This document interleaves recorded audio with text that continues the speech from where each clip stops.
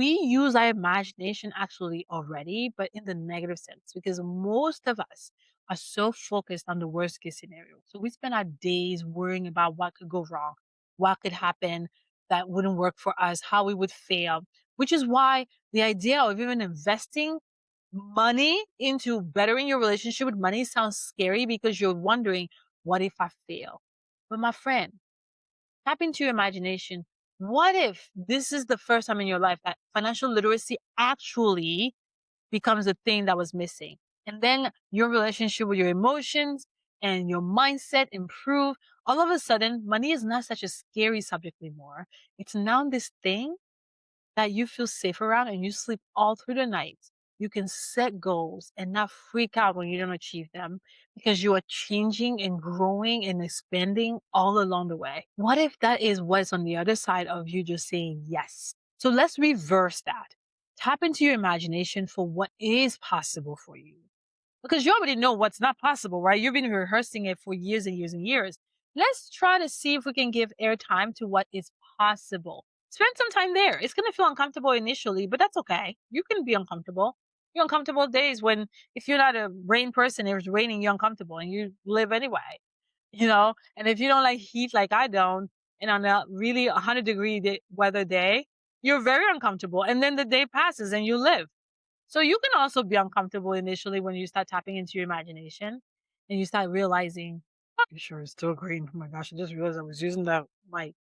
But really, I want you to think about that. As philosophical as this sound, it really is the root of your success. If you could connect a little bit more to your imagination, to your thoughts, to who you think you are, instead of just focusing on your behaviors, you would create so much self confidence that you would like, I mean, it would be amazing.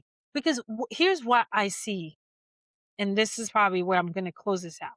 Think about it. The world is full of people who are talking about strategies and strategies and strategies. And strategies are behaviors, put money aside for your savings, put money towards your retirement account. The other day I was in a forum where a young woman was saying how she doesn't know what she spends.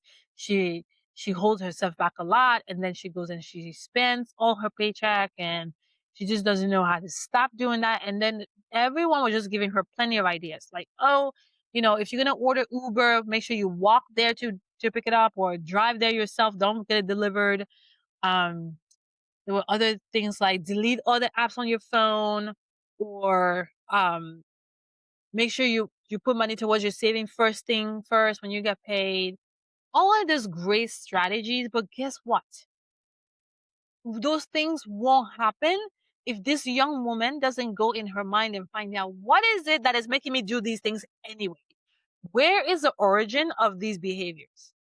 She's never going to be able to sustain not spending if she doesn't know why she's spending. Again, you don't explain that by another behavior. So you can't tell me, oh, I spend because growing up, my parents just always spent money. That's not actually why you spend. That's just the pattern. But where is the pattern from? And now I feel like I'm repeating myself, but that's really valuable to understand. This is a very important question for you to answer.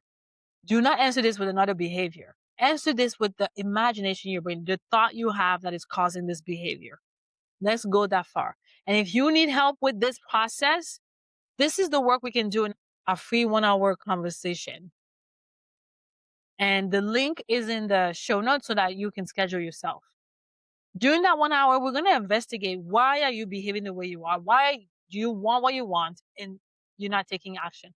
As a matter of fact, this is the conversation we're going to have in the next episode.